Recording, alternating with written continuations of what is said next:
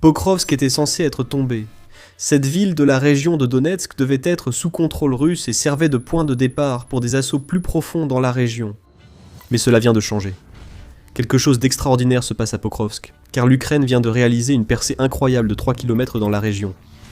La Russie vient d'être prise au dépourvu. La véritable histoire, c'est que Pokrovsk illustre ce qui se produit sur toutes les lignes de front, alors que les frappes en profondeur et les contre-attaques dynamisent l'Ukraine. Commençons par ce qui s'est passé à Pokrovsk. Le 19 mai, le porte-parole de l'armée des volontaires ukrainiens, Serhiy Vrachuk, a révélé que les équipes d'assaut ukrainiennes avaient réussi à s'infiltrer profondément dans la région de Pokrovsk, que la Russie prétend contrôler. Une offensive soudaine a permis aux forces ukrainiennes d'avancer de 3 km dans les lignes russes, tandis que des contre-attaques ont prouvé que l'Ukraine répond efficacement aux renforts envoyés par Poutine près de Pokrovsk. Ces réserves sont mal entraînées et peu préparées face à l'expérience des combattants ukrainiens sur le terrain. L'Ukraine vient de prouver à Poutine que la situation est grave, Vrachuk estimant que les événements récents dépassent de simples actions tactiques. Bratuk a révélé ce qu'il pouvait à UATV. Pour Pokrovsk, je ne peux pas donner l'emplacement exact pour des raisons évidentes. Mais ici, les forces de défense ont réussi à mener non seulement des contre-attaques tactiques, on peut parler d'actions de percée, a déclaré Bratuk, avant d'ajouter que, dans certains endroits, nos forces ont réussi à s'enfoncer de 3 km en profondeur dans la défense des occupants russes. Puis il a livré le dernier message que Poutine voulait entendre, et l'opération continue. La Russie vise Donetsk tandis que l'Ukraine contre-attaque habilement là où les forces de Poutine sont les plus faibles. Pokrovsk semble désormais être l'une de ces régions. Et si Bratuk a raison, ce n'est pas un cas isolé. C'est un point de départ pour d'autres opérations permettant à l'Ukraine de pénétrer plus avant les lignes russes, ce qui a de grandes répercussions sur les plans de Poutine pour le reste de Donetsk. De plus, nous avons vu un aperçu de l'offensive de Pokrovsk menée par l'Ukraine via le 413e régiment des forces de système sans pilote, aussi appelé régiment Raid. Dans une publication sur X, le régiment Raid a partagé une vidéo montrant l'un de leurs drones frappant directement un poste de commandement russe niché dans les ruines d'un immeuble de grande hauteur à Pokrovsk. La vidéo est intéressante. À mesure que chaque drone suit le précédent, on voit le poste de commandement se dégrader jusqu'à devenir une épave en flammes. Le régiment Raid a révélé que la 9e brigade de fusiliers motorisés séparés, SMRB, de la 51e armée russe, utilisait ce poste de commandement. Il a été placé exprès dans les ruines d'un immeuble, car la Russie pensait que cela le rendrait indétectable. Mais elle s'est trompée. La destruction du poste de commandement de la 9e SMRB de la 51e armée affaiblira la capacité de l'ennemi à planifier et coordonner des offensives dans le Donbass, selon le régiment Raid. Cela explique pourquoi l'avancée de l'Ukraine vers Pokrovsk est importante. Mais ce qui va vraiment dévaster Poutine, c'est que Bratuk révèle que la contre-attaque ukrainienne à Pokrovsk n'est qu'une des nombreuses opérations similaires en cours dans tout le Donetsk. Au-delà de Pokrovsk, les forces ukrainiennes avancent vers Mirorad, Liman et Konstantinivka, reprenant lentement les gains russes acquis en plusieurs mois par les forces de Poutine. Cette campagne impacte tout le Donetsk, l'Ukraine brisant les lignes russes à l'arrière et paralysant les tentatives russes de progresser dans la région. Attendez, vous vous demandez sûrement comment cela est possible. Pokrovsk devait tomber aux mains de la Russie il y a longtemps, et nous sommes presque à la moitié de l'année 2026. Cette région devrait être totalement contrôlée par la Russie. C'est ce que Poutine et ses sbires voulaient vous faire croire. Mais la réalité est bien plus complexe. La Russie affirme effectivement contrôler Pokrovsk. Le Kremlin affirme cela depuis un moment. Depuis que Valery Gerasimov, chef d'état-major russe, a annoncé le 1er décembre 2025 que Pokrovsk était sous contrôle russe. Gerasimov voulait tellement partager la nouvelle que le Kremlin l'a annoncé sur Telegram, et il l'a aussi transmise à Poutine. Ce n'est pas un hasard si la nouvelle de la prise de Pokrovsk par la Russie est arrivée juste au bon moment, pour que Poutine puisse l'utiliser comme levier lors des pourparlers de paix qui ont eu lieu quelques jours plus tard. Il n'a pas fallu longtemps avant que les mensonges russes ne soient dévoilés. Le lendemain des propos de Gerasimov, l'Institut pour l'étude de la guerre, ISW, a déclaré n'avoir aucune preuve que la Russie avait achevé la prise de Pokrovsk. L'ISW a aussi douté que la ville, même prise, serve vraiment de bonne base pour les plans russes à Donetsk, contrairement à ce qu'affirmait Poutine. L'Ukraine avait encore des fortifications à l'ouest, au nord et au nord-est de Pokrovsk, compliquant l'avancée russe dans la région. Bien sûr, tout cela a été rapporté à la fin de 2025. La Russie a fait plus de progrès depuis lors, et il n'y a aucune illusion sur le fait que la situation à Pokrovsk soit favorable à l'Ukraine. Mais ce n'est pas aussi simple que la Russie le prétend. Des combats se poursuivent dans cette région et dans la ville que la Russie dit contrôler. Selon le commandant en chef ukrainien Oleksandr Syrski, la Russie a rassemblé environ 99 000 soldats vers Pokrovsk, soit le plus important regroupement russe sur le front ukrainien. C'est effectivement un grand nombre. Ces soldats devraient être réunis près de la ceinture fortifiée de Donetsk, surtout à Konstantinivka. Le fait qu'ils soient concentrés dans la région de Pokrovsk nous indique deux choses. Pokrovsk n'est pas une base idéale pour de nouvelles attaques, contrairement à ce qu'affirme Poutine. Dans ce cas, ces 99 000 soldats avanceraient plus loin dans le Donetsk, rapprochant Poutine de son objectif de prendre le Donbass d'ici septembre. Ce délai paraît intenable, surtout avec la contre-attaque ukrainienne à Pokrovsk. Le renforcement des troupes à Pokrovsk montre que la Russie craint de perdre du terrain. La Russie installe des lignes défensives dans une région qu'elle dit contrôlée, car elle sait que ce contrôle est plus fragile qu'elle ne l'admet. Maintenant, le Kremlin n'a rien à admettre. L'Ukraine vient de montrer au monde qu'elle peut progresser à Pokrovsk. La situation à Pokrovsk n'est pas aussi favorable à la Russie que le prétend le Kremlin, et elle empire quand on regarde ce qui se passe derrière les lignes. Une contre-attaque de 3 km est une très bonne nouvelle pour l'Ukraine. Cela révèle des faiblesses exploitables dans les défenses russes à Donetsk. Ce problème cache une question plus importante. Avant d'aller plus loin, ceci est un rappel. Vous suivez The Military Show. Si la chaîne vous plaît, abonnez-vous.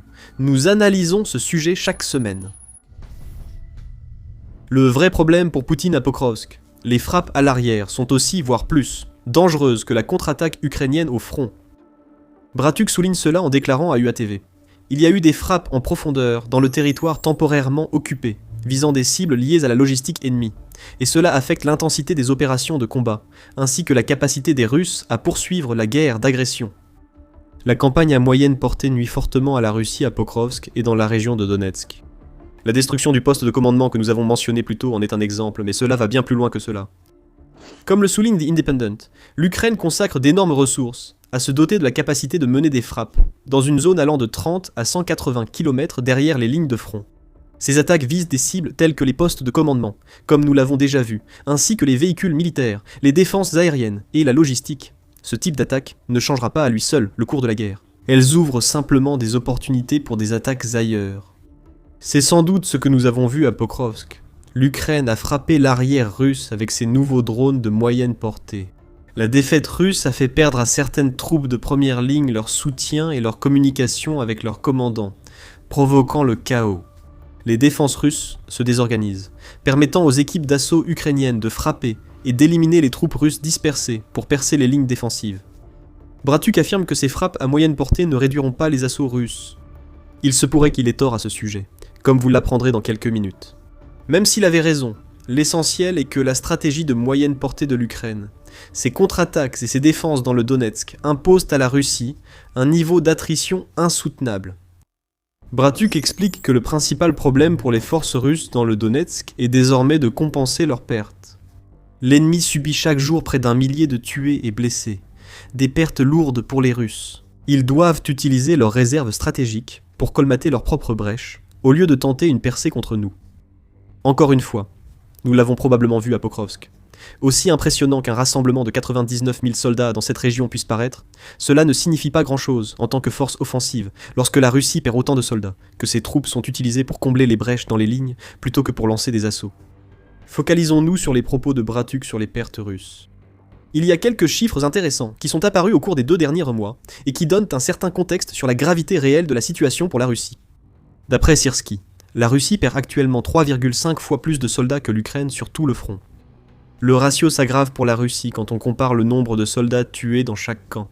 Certains jours, Syrski affirme que la Russie perd entre 7 et 9 soldats tués pour chaque soldat ukrainien tué. Cela seul met en évidence le manque de viabilité dont Bratuk parle. Les soldats morts ne retournent pas au combat, contrairement à certains blessés qui peuvent se rétablir et y revenir. Nous pouvons aller plus loin. Selon le ministère de la Défense ukrainien, les pertes militaires russes en avril atteignent 35 203 morts ou blessés. Des pertes similaires ont été enregistrées en mars, ce qui nous donne un total d'environ 70 000. Appliquons maintenant le ratio de Syrski à ce chiffre. Ce que nous voyons, c'est que l'Ukraine a perdu environ 20 000 soldats tués ou blessés entre mars et avril, contre 70 000 pour la Russie. Rappelez-vous, La Russie perd bien plus de soldats tués que blessés. Le 10 mars, le président ukrainien Volodymyr Zelensky a déclaré que 62% des pertes russes étaient des soldats tués par l'Ukraine, contre 38% de blessés. Donc, 70 000 pertes en 2 mois représentent 43 400 soldats que la Russie ne récupérera jamais. C'est plus du double des pertes ukrainiennes sur la même période. Bratchik a probablement raison. La Russie perd ses soldats à un rythme insoutenable. Et d'une certaine manière, on peut aller encore plus loin dans les calculs pour montrer à quel point la situation est grave pour la Russie à Donetsk. Le 8 avril, le média United 24 ont rapporté que la Russie perd 316 soldats par kilomètre carré qu'elle capture dans la région de Donetsk. Il reste environ 6000 km² de cette région à capturer. Si l'on évoque la durabilité, les calculs sont défavorables à Poutine. À ce rythme, la Russie devrait sacrifier environ 1,9 million de soldats pour conquérir Donetsk. Les 99 000 soldats réunis à Pokrovsk sont mal partis. La Russie aura épuisé tous ses soldats en quelques mois. Ensuite, il lui en faudra de plus en plus. Donetsk ne sera toujours pas tombé. Ajoutez à cela les avancées de l'Ukraine à Pokrovsk, ainsi que toutes les frappes à moyenne portée que l'Ukraine mène, et la situation va de mal en pis pour la Russie. L'Ukraine a réussi l'exploit à Pokrovsk. La Russie a été surprise et sera corrigée dans les prochains mois. Et le plus fou dans tout ça, c'est que Poutine va continuer à ordonner à ses troupes de marcher tête baissée dans la bataille ukrainienne. Le chef adjoint du bureau du président ukrainien, Pavlo Palissa, affirme que Donetsk sera la priorité de la Russie. L'offensive de printemps ratée entre dans l'été. Poutine vise la frontière administrative de Donetsk, nécessitant un Pokrovsk stable pour lancer des assauts, et une ceinture de forteresses effondrée. Il n'a ni l'un ni l'autre. Il est loin d'avoir ces deux choses. Mais Poutine continuera d'ordonner des attaques, qui faiblissent alors que l'Ukraine brise l'arrière russe et regagne du terrain à Pokrovsk. La Russie continuera de pousser, mais la situation commence à s'effondrer. Et cela nous ramène parfaitement au commentaire de Bratchuk sur le fait que la Russie maintient son niveau d'assaut. Cela pourrait être inexact. Le 19 mai, Syrski a indiqué que l'Ukraine avait atteint la parité avec la Russie sur le nombre d'assauts, et certains jours prenaient même l'avantage. Par exemple, hier, le général n'a pas précisé le jour exact. La situation se caractérisait par le fait que, pour la première fois, le nombre de nos actions offensives a dépassé celui des actions offensives de l'ennemi, a affirmé Syrski dans une interview avec Milutinov. Syrski n'a pas indiqué à quelle date correspondait hier. L'interview publiée le 9 mai a peut-être été enregistrée plus tôt. Mais ce qu'il faut retenir ici, c'est que l'Ukraine frappe la Russie plus fort que la Russie ne frappe l'Ukraine. Cela ne devrait pas arriver.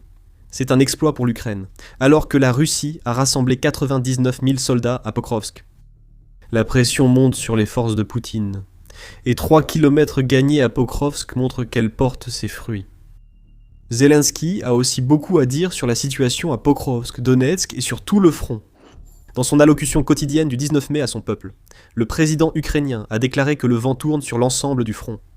Ce mois-ci, la dynamique a tourné en notre faveur et celle de l'Ukraine.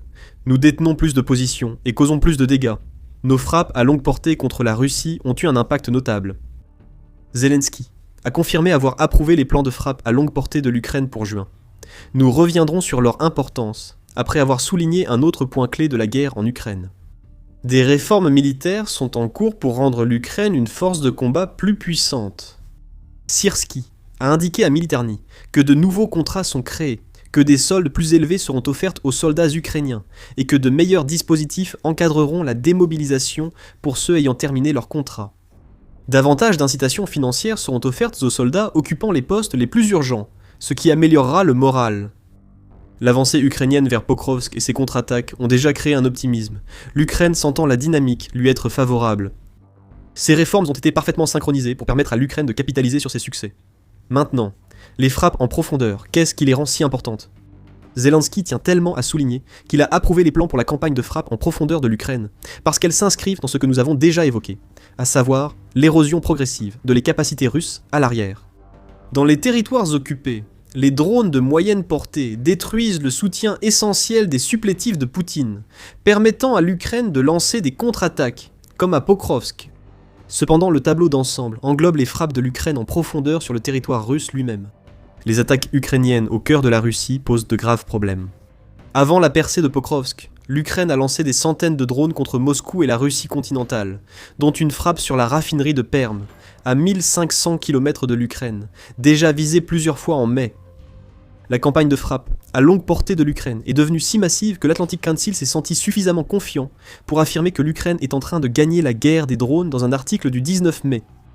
Les frappes ukrainiennes sur les raffineries et ports russes ont réduit la capacité de la Russie à profiter de son pétrole, compliquant aussi l'acheminement de carburant et d'autres produits pétroliers à ses troupes opérant en Ukraine. Chaque attaque contre une défense aérienne en Ukraine occupée ouvre des voies permettant à l'Ukraine d'attaquer davantage la Russie. Et même les drones FPV ukrainiens ont une portée étendue, certains atteignant des distances de plus de 70 km pour frapper derrière les lignes russes. C'est une stratégie de S-1000 en taille, et nous commençons à en voir les effets. Aussi impressionnante que soit la contre-attaque de l'Ukraine à Pokrovsk, ce n'est qu'un exemple parmi de nombreux revers que l'Ukraine a infligés en 2026. Des territoires sont libérés dans le sud et l'est. Les forces russes s'affaiblissent sur le front, à mesure que leur soutien dans les territoires occupés est détruit, et que les frappes ukrainiennes à longue portée s'intensifient. Les bases de l'offensive de printemps et d'été censées s'emparer de Donetsk se sont effondrées. L'Ukraine perce le front russe, annonçant peut-être une contre-offensive majeure qui révélera l'incompétence tactique de Poutine. Peu importe où Poutine regarde, que ce soit les drones, le nombre d'assauts lancés sur le front, ou même la quantité de territoires repris, l'Ukraine prend le dessus.